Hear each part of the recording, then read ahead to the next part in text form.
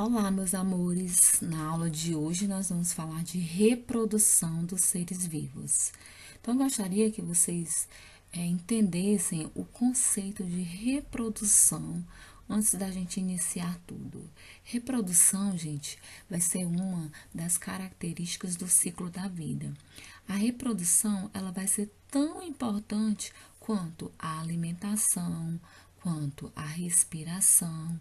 Então, todos os seres vivos vão necessitar de se alimentar, todos os seres vivos vão necessitar de se reproduzir. Todos os seres vivos, eles vão precisar de respirar. Então, todos os seres vivos vão precisar de reproduzir. Então, a reprodução, ela vai fazer parte da vida.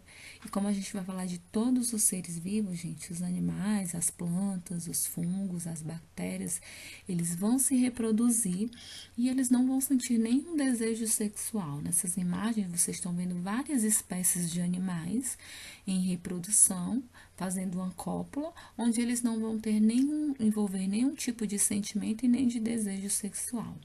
Apenas para a reprodução, apenas para a perpetuação das. Essa reprodução, como eu acabei de falar, ela vai fazer parte do processo que vai caracterizar a vida. A vida, ela só vai progredir, ela só vai continuar por conta de quê? Por conta dessa reprodução. Ela é fundamental para que as espécies continuem existindo.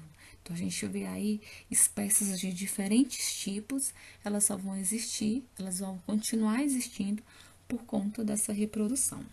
A reprodução, gente, ela vai ser dividida em dois tipos: reprodução sexuada e reprodução assexuada.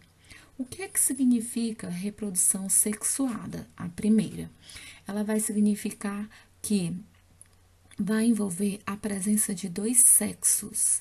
Sexos que pode ser do gênero masculino ou feminino, que pode ser macho ou fêmea. Sexo vem de gênero masculino ou feminino, ou macho e fêmea. Já a assexuada, a segunda opção, ela vai envolver o quê? Ela não vai envolver a presença de dois sexos. Ela não vai ter a necessidade de ter um sexo masculino e um sexo feminino. O que é que significa esse A? Esse A, dentro da ciência, ele vai significar negação. Não. Então, assexuada não há necessidade de sexo do masculino e um sexo feminino. Hoje nós vamos iniciar com a reprodução assexuada. O que é que vai falar a reprodução assexuada?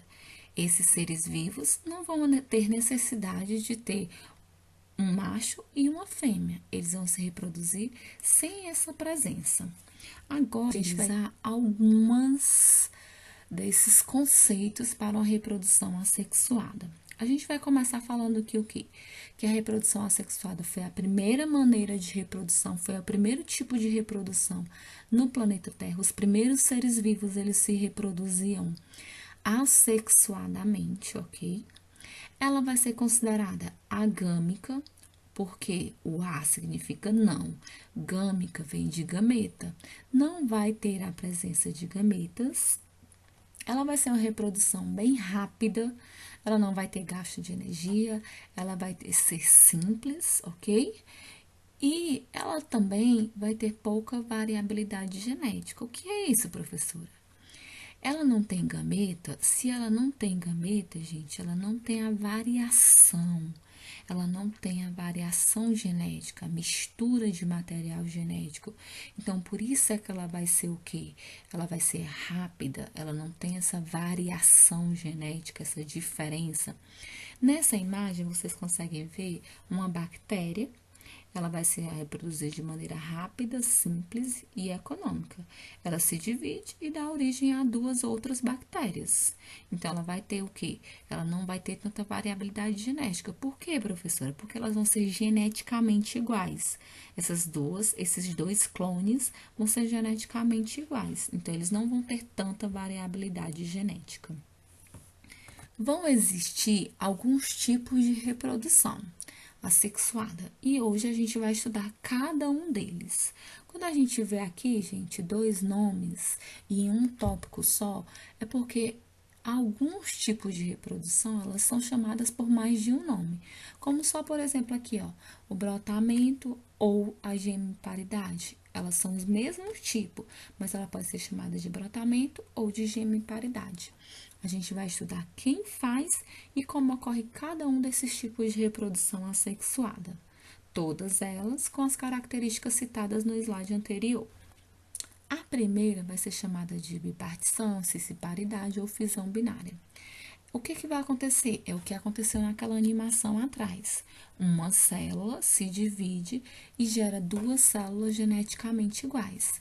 Isso vai acontecer de maneira rápida, sem gasto de energia, com simplicidade. Os primeiros seres vivos foram as bactérias, que a gente pode saber disso. Aqui eu tenho na imagem uma bactéria. Essa bactéria, ela foi e se dividiu rapidamente e originou duas bactérias geneticamente igual. Então, isso também pode acontecer, gente, com os protozoários. O nome desses protozoários, eles podem ser chamados de paramécio ou as amebas. São dois tipos de protozoário que também podem se reproduzir por esse tipo de reprodução que é chamada de bipartição ou ainda fisão binária. O segundo tipo, a gente vai chamar de brotamento ou gemiparidade. Quem é que vai fazer, gente? Ó, se vocês observarem nos capítulos e nas séries anteriores, quando a gente estudou os animais lá no 7º ano, os animais eles eram divididos pelos poríferos. Os poríferos eram consideradas as esponjas do mar. Animais bem simples que vivem no mar e eles se reproduzem como? Nessa segunda imagem, você consegue ver uma esponja. No seu corpo vai surgir um broto, ou chamado uma gema. Essa gema, ela vai se desprender do corpo desse animal, vai se fixar ao substrato e dar origem a uma nova esponja. Simples, rápido e sem variação genética. Além das esponjas do mar, que são animais, ainda vão surgir, se reproduzir também dessa maneira, os fungos, que a gente vê nessa imagem preto e branco. Um fungo que é uma levedura, que é um fungo unicelular, que só pode ser observado pelo microscópio, e a gente vê um pequeno broto no corpo dele. Esse fungo vai originar outro fungo a partir desse broto, que pode se desprender ou não, que pode ser chamado de broto ou gêmeo. Ainda existe a esporulação, chamada também de divisão múltipla. Vão se reproduzir por esporos, que são as plantas que a gente conhece, né? Como as briófitas e as pteridófitas, que a gente estudou lá no 7º ano também, que são plantas bem simples. O que vai acontecer? O núcleo vai se dividir várias vezes, vai se formar esporos. Esses esporos, se caírem no ambiente fértil, vai surgir uma nova planta. Além disso, também pode acontecer com os fungos também, mas não são os fungos unicelulares como a gente viu na aula anterior. São os fungos pluricelulares, como a gente está vendo aqui nessa imagem. Não são como as leveduras, e sim como esses fungos que a gente está vendo aqui nessa imagem. Ainda existe a multiplicação vegetativa, ou seja, várias multiplicações, né? Pega uma parte da planta, como a maniva, gente, que a gente conhece, e aí aquela maniva você tira uma parte dela e planta no solo e ali vai dar origem a uma nova planta, né? Que é geneticamente igual àquela planta que você acabou de cultivar. Então, ela vai ser multiplicação vegetativa, vai acontecer com os vegetais. O nome já está dizendo. Continuando, ainda tem a chamada regeneração, fragmentação ou laceração. São fragmentos de organismos que se regeneram, originando novos indivíduos, como a gente tem aqui o caso da planária, que é um animal também invertebrado. Então, gente, essa é a nossa aula de hoje, uma parte da nossa aula, né? Se vocês não tiverem entendido, vocês assistam o vídeo de novo. Ainda se não tiver entendido, pode me procurar no privado. Façam as atividades e não deixem de me enviar. Um cheiro para todo mundo e até a próxima aula, se Deus quiser.